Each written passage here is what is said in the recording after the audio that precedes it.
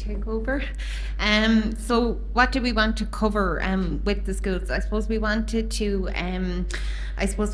give teachers an overview of the work that we do, and how they I suppose we were giving them an overview of how children understand death at different developmental ages and stages.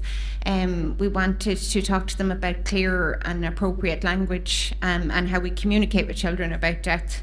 We wanted to show them how we support families pre and post death, so they have an idea of what we do to help. I suppose Karen mentioned it there. We wanted to kind of demystify the hospice, and we want the children to know that it can be a nice place for them to come into, and that it's a nice environment.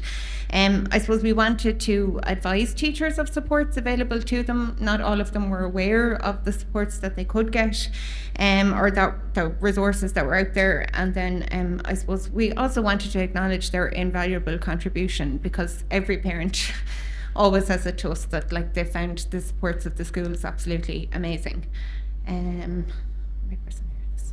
So I suppose we kind of split it into two. I spoke about some of the work I do on the inpatient unit. I'll give you a quick idea. It was around the language that we would use, important not to say words like going to sleep or things like that to children, because that can be very frightening. We talked to the teachers about, I suppose, the parents have always said to us that they've got great support from the schools.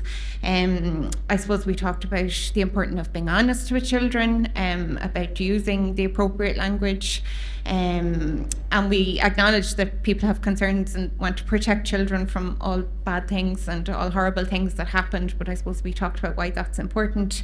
And then I suppose I told them a little bit about some of the memory making we might do pre-death. So we do things like handprints, sometimes memory jars, so that was to give them a flavour of the inpatient support.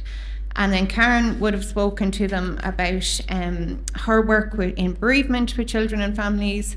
I suppose there is an acknowledgement not all children need bereavement counselling, because I think a lot of people worry that every child needs to be in counselling. That's not always the case. Karen does a lot of one-to-one support, which she would have described to the teachers. Her work around normalising grief and helping them to adjust to their loss. Karen uses a lot of arts and crafts as well, to help children feel more comfortable in discussing the death.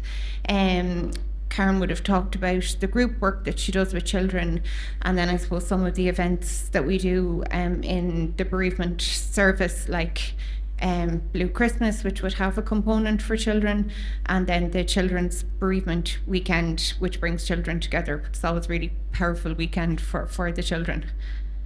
I suppose I'm not going to go through all of this, but it was just to give you an idea of some of the resources we talked to the teachers about.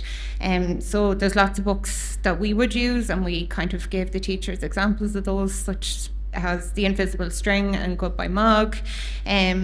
We gave a list of kind of useful articles that they might wish to take up on, and then I suppose we also gave just a list of online supports as well that might have been useful as well.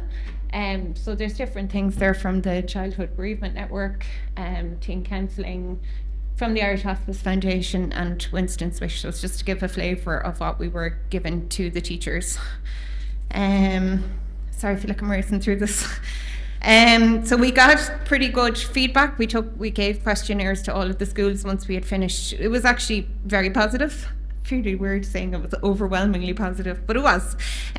So they found the sessions very informative, reassuring and practical.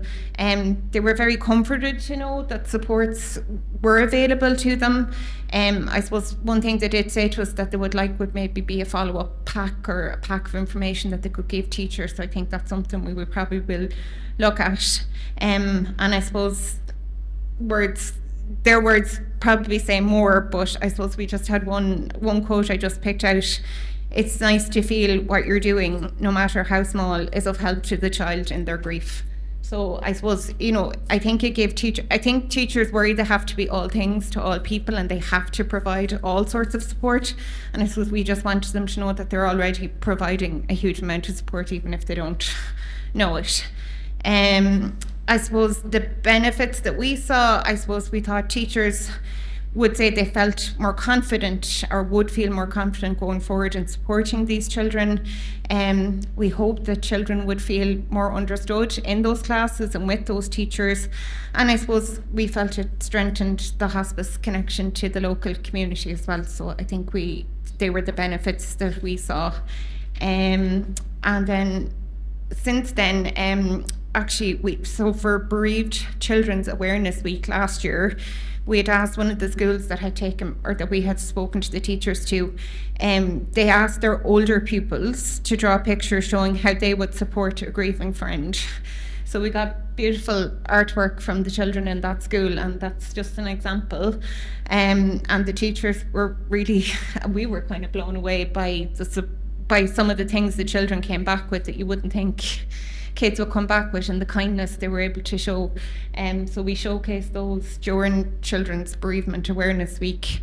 But it was just, and the teacher said it was great for them to have an opportunity to be able to talk to students very openly about grief and kindness. And then conclusions, I suppose overall, the program has achieved what we would have hoped for. There was very highly engaged staff that were eager to learn and wanted and know about further supports. Again, as Karen said, we had contacted 19 schools, and we were able to provide education to a lot of those schools. We felt we empowered teachers to support grieving children, and again, I suppose it was just around, letting people know what we're doing in the hospice, and that it's not a complete mystery to people what goes on beyond those gates. So I suppose that's what we set out to achieve, so I think we did. So thank you.